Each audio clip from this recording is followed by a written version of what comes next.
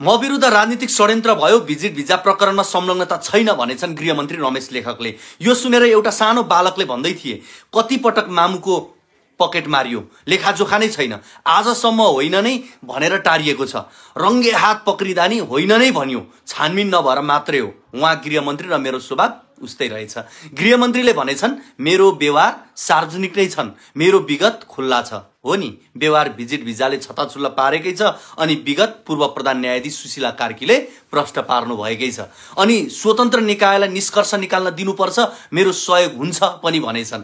यस विषयमा म केही भन्दिनँ, उनीले विगतमा आफैले भनेका छन्। छानबिन प्रहरीले गर्छ, कसै मानिसको बयान लिनु पर्यो प्रहरीले लिन्छ, कसै मान्छेलाई पक्राउ गर्नु पर्यो प्रहरीले गर्छ, कसै मानिसलाई थुनामा राख्नु पर्यो प्रहरीले राख्छ।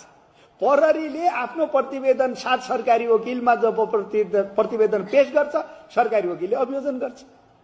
अनि जम्मै अनुसन्धानको काम गर्ने, छानबिनको काम गर्ने प्रहरीको नेतृत्व गर्ने गृहमन्त्री, अनि गृहमन्त्री आफै संलग्न भइसकेपछि अनि गृहमन्त्रीको संलग्नताका बारेमा छानबिन गर्नु परेन, अनुसन्धान गर्नु परेन? त्यो छानबिन र अनुसन्धानको स्वतन्त्र र निष्पक्षता कायम गर्नु परेन? अहिले त छानबिन कांग्रेसले गर्छ, कसैलाई पक्राउ गर्नु परे कांग्रेसले गर्छ, छानबिन सकेर प्रतिवेदन कांग्रेसलाई पठाउँछ, जम्मै अनुसन्धान कांग्रेसले गरेपछि कांग्रेसकै सभापतिले नेतृत्व गर्छन्। अनि प्रधानमन्त्रीले किन राजीनामा दिनु होइन त? रवि लामिछानेलाई मात्र लागू हुने हो लेखक सरले भनेको कुरा। अनि लेखक सरले यो पनि भनेछन्, राजीनामा दिन डराउँदिन। हो त, डराउनु पर्ने कारणै छैन। यति बेला कांग्रेसकै राज्य छ, राज्य नै कांग्रेस हो, कांग्रेस नै पुलिस, कांग्रेस नै अदालत, कांग्रेस नै न्यायाधीश, कांग्रेसले निर्दोष रहेको भनेर चरित्रको प्रमाणपत्र दिइसकेको छ। सानेपा अदालतले फैसला गरिदिएपछि रामशाह पदको अदालत बोल्नै पर्दैन।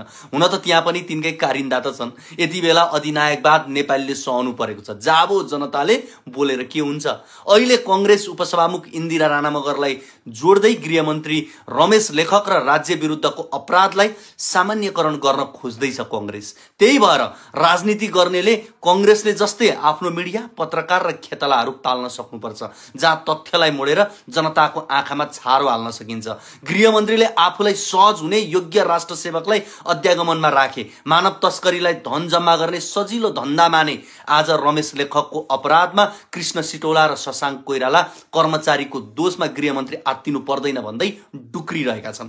कांग्रेसबाट गृहमन्त्री बनेकाहरू कृष्ण सिटौला, खुमबहादुर खड्का, बालकृष्ण खाँड, रमेश लेखक सब 101 निक्ले। भ्रष्टाचार गरेपछि कांग्रेस हुने हो कि कांग्रेस भएपछि हुनुपर्ने हो त्यो चाहिँ थाहा भएन।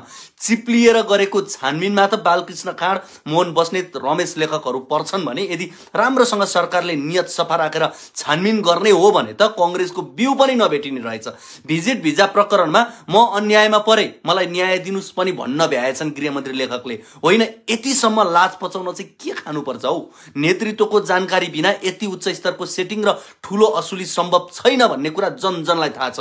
चोरले म चोर हो भनेको आजसम्म सुनेको छैन। नैतिकता छ भने तुरन्त गृहमन्त्री पदबाट राजीनामा दिएर स्वतन्त्र र निष्पक्ष छानबिनको माग गरियोस्। धेरै थुतुनो बजाएर जनताले कसैको कर्तुतलाई पुण्य मान्नेवाला छैनन्। भुटानी शरणार्थी, क्विन्टेल सुन तस्करी र अहिलेको भिजिट भिजा प्रकरणले प्रष्ट गर्छ, केही व्यक्ति होइन राज्य नै भ्रष्टाचार गर्ने संयन्त्र हो। कथित शीर्षलाई यो थाहा छैन भने कसले पत्याउँछ?